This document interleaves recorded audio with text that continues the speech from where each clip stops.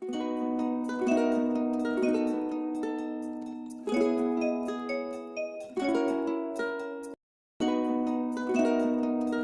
सभी को जय माता की। आज आपसे चर्चा करेंगे खरमास के विषय में। आज आपको खरमास के विषय में संपूर्ण जानकारी दूंगा कि खरमास कब आता है, खरमास में कौन से कार्य करने चाहिए, कौन से कार्य नहीं करने चाहिए, या खरमास का पूष महीने या चैत्र महीने से क्या संबंध है, या ये किन अन्य कारणों से आता है। इस विषय में संपूर्ण जानकारी दूंगा, इसीलिए इस वीडियो को बहुत ही ध्यान से देखिए। सबसे पहली बात कि खरमास का कारण सिर्फ और सिर्फ सूर्य का बृहस्पति के राशियों में गमन है। यानी जब भी सूर्य बृहस्पति की राशि यानी धनु राशि और मीन राशि में जाते हैं, उसी को खरमास कहा जाता है।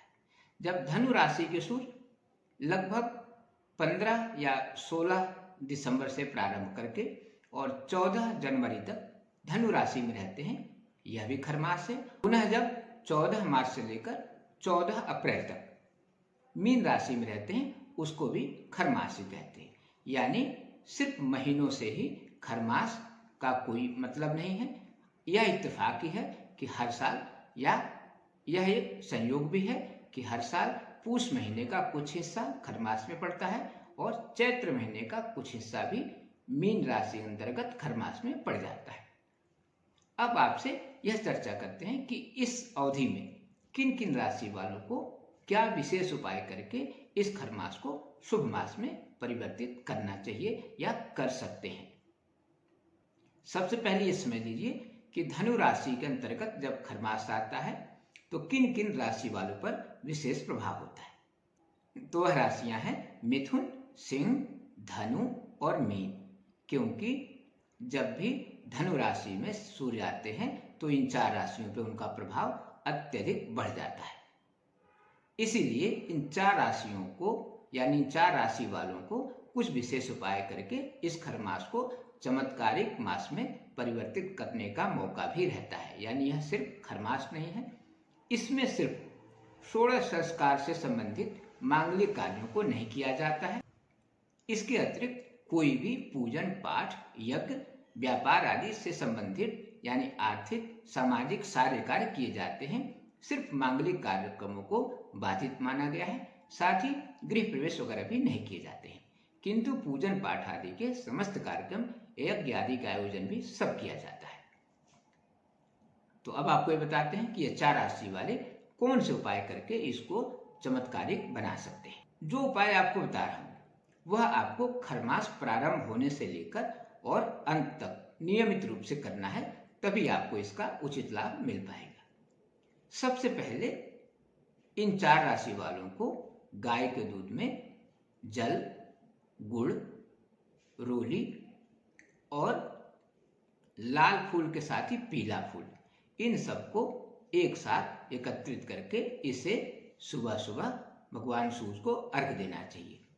अर्घ्य के लिए आप ओम घृणी सूर्याय नमः या ओम एहि सूर्य सहस्रांशो तेजो राशि जगतपते अनुकंपय माम भक्त्या गृहाणार्घ्यम दिवाकरः, या फिर आप गायत्री मंत्र का भी उपयोग कर सकते हैं। यानी इन मंत्रों में से किसी का उपयोग करते हुए 3 बार में भगवान सूर्य को प्रतिदिन आप अर्घ्य दें।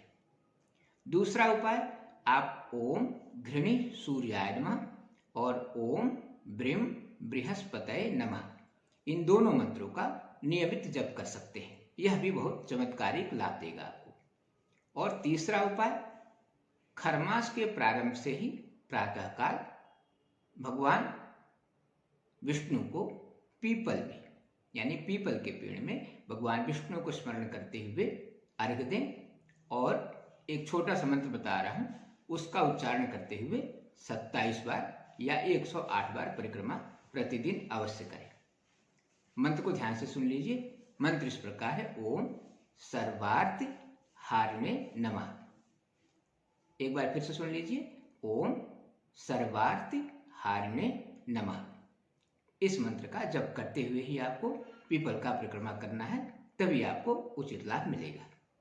इसके अतिरिक्त आप उस समय यदि इस मंत्र का उच्चारण नहीं कर सके तो ओम नमो भगवते वासुदेवाय इसका भी आप उच्चारण कर सकते हैं।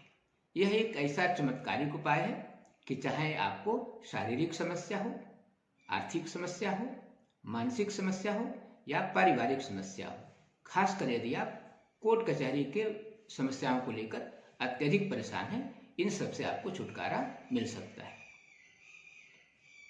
इसीलिए इस उपाय को ये चारों राशि वाले बहुत ही ध्यान से कर लें। इसके बाद चर्चा करते हैं, जब मीन राशि के अंतर्गत सूर्य के होने से खरमास पड़ता है तब किन राशि वालों को क्या उपाय करना चाहिए और उससे उनको क्या लाभ मिल सकता है। तो ध्यान दीजिए, जब भी लगभग 14 मार्च से 14 अप्रैल तक सूर्य मीन राशि में रहते हैं तब खासकर सिंह, कन्या, धनु और मीन राशि वालों पर सकारात्मक या नकारात्मक प्रभाव पड़ता है। इन राशि वालों ने यदि उस अवधि में कुछ खास उपाय कर लिए तो वह उनके लिए चमत्कारिक साबित हो सकता है। ध्यान से सुनिए, आपको करना क्या है। आप भी ओम घृणी सूर्याय नमः या ओम ब्रीम बृहस्पतये नमः इन मंत्रों का नियमित जप करके इसका लाभ उठा सकते हैं।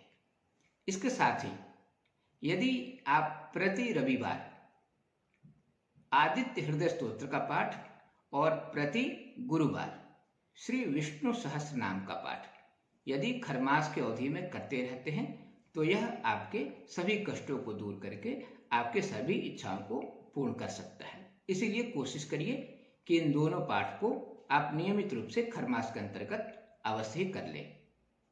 बस इस उपाय को करिए और खरमास को चमत्कारिक मास में परिवर्तित कीजिए। धन्यवाद।